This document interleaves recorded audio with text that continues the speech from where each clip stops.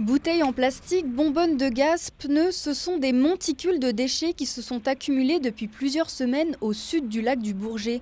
Suite à l'épisode de crue exceptionnel du mois de janvier, les déchets flottants sont arrivés jusque dans les roselières. Ce sont des milieux qui, de par leur structure, ont, la capacité à piéger ces déchets.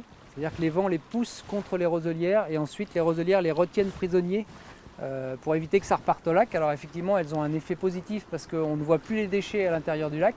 Par contre, ces déchets sont retenus dans les roselières. Et comme on en a la gestion et la responsabilité, tous les ans on fait des ramassages, donc on en enlève plusieurs tonnes par an.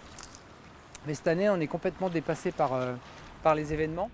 Le Conservatoire des espaces naturels tire la sonnette d'alarme. Son objectif, une prise de conscience collective de cette pollution. Car le plus dangereux, ce ne sont pas forcément les déchets qui restent les plus visibles. Ce morceau de polystyrène-là, quand il est à ce stade-là, on peut le retirer du lac. Et puis si on attend quelques années, tous ces microbilles de polystyrène vont se mélanger au tissu de roseau et au substrat qui compose le lac. Et ensuite, ils sont irrécupérables et ils passent dans la chaîne alimentaire. La solution, nos voisins suisses l'ont bien compris, installer des barrages flottants aux embouchures pour filtrer les déchets avant leur arrivée dans le lac. Même s'ils sont chers à la fabrication, ils restent le seul moyen pour prévenir ce genre de pollution.